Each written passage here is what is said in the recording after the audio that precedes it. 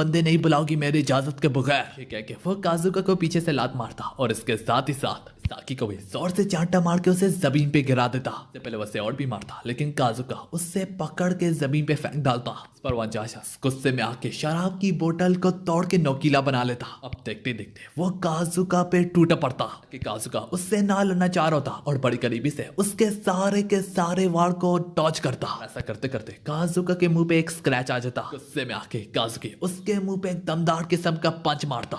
देखी पंच से वो लगभग उसका नाक को फोड़ डालता। अब डर के मारे वो अनजान शख्स वहां से खिसक लेता और उल्टा उसके यहाँ से चले जाने के बाद मिस साकी काजुकी के भी मुंह पे थप्पड़ मारते हुए कहने लगती, हमारी हिम्मत भी कैसे हुई, तुमने मेरे बंदे पे हाथ उठाया।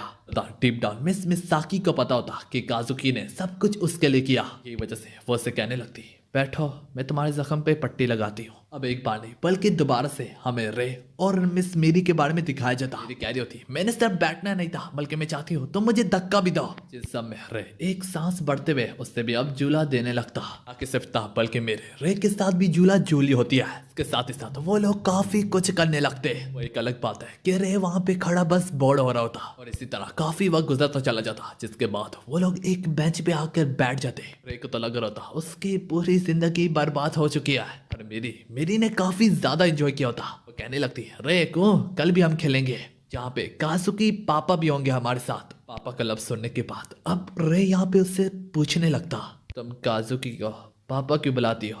तो मेरी कहती, क्योंकि वो मेरे पापा है।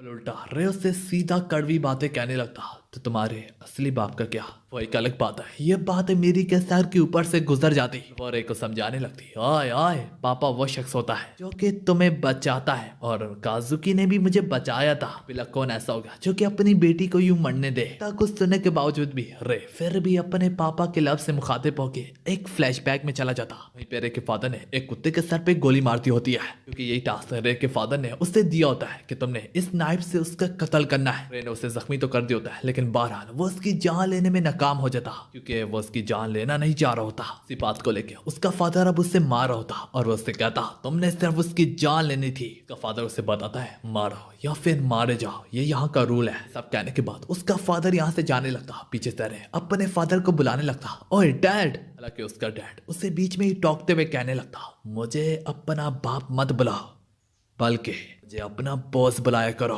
ये छोटा सा फ्लैशबैक यहाँ पे खत्म होता।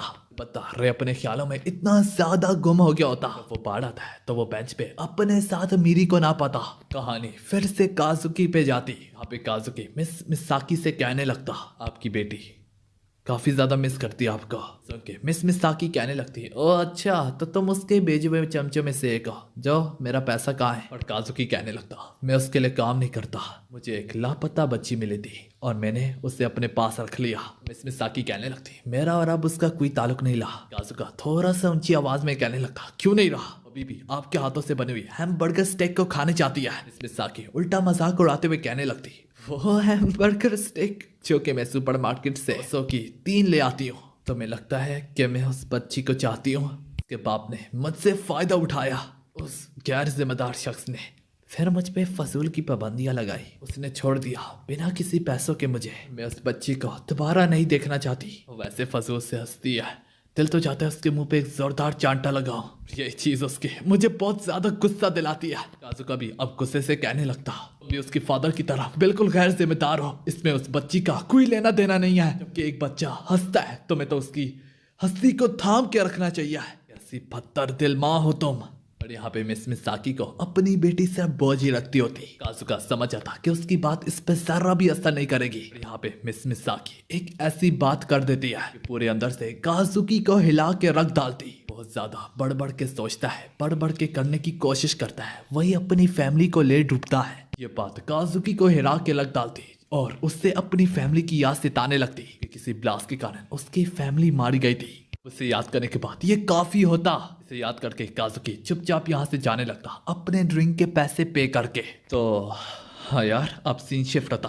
अब रे खोई हुई मीरी को अब ढूंढने लगता और ढूंढते ढूंढते आखिरकार कहीं जाके वो मीरी को ढूंढ ही लेता। मगर वो नोटिस करता वो अकेली नहीं बल्कि उसके साथ पुलिस भी है। देख के रे फौरन से अपने कदम पीछे ले लेता। पुलिस वाले इससे समझने लगते कि ये खो चुकी है मीरी की। वो लोग एक भी ना सुनते और उल्टा उसे पुलिस स्टेशन ले जाने लगते ताकि उसके पेरेंट्स को ढूंढ सके। जबकि मीरी को काजुकी की गाड़ी की जगह मालूम होती, फिर भी यार पुलिस वाले उससे जैसे तैसे ले जा रहे होते। मेरे जोर जोर से चिल्ला रही होती कि मुझे छोड़ दो। ये रे देख रहा होता और पहले की तरह ही वो इस बार भी उसकी मदद ना करता क्योंकि उसे पता था कि पुलिस वाले उसे अपने साथ लेकर चले जाएंगे।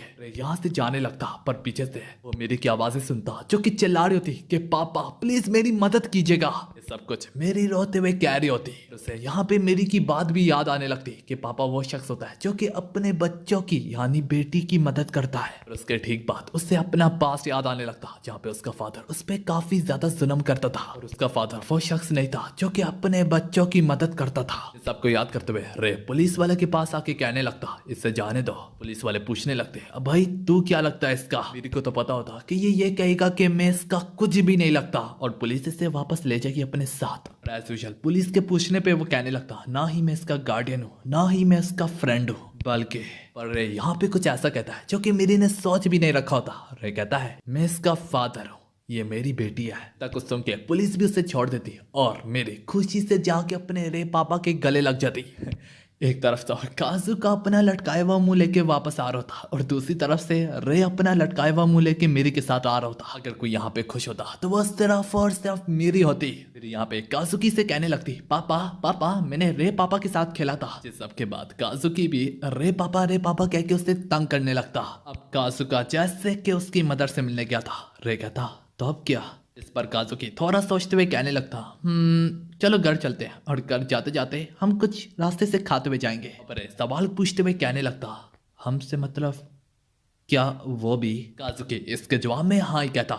इसी तरह रात को वो लोग घर पहुंच जाते जहाँ पे काजुकी मेरी को वही हमबर्ग स्टेक खिलाता जो कि उसकी मदर मार्केट से खरीद के उसे देती होती थी। उसे काफी शौक से खाते हुए कहने लगती काजुकी पापा से ज्यादा बेहतर है। और अब रे कभी कुछ यूं ही कहना होता। काफी यार ये वाली एपिसोड काफी ज्यादा हार्ट टचिंग थी। इसी के साथ हमारी एपिसोड खत्म होती है।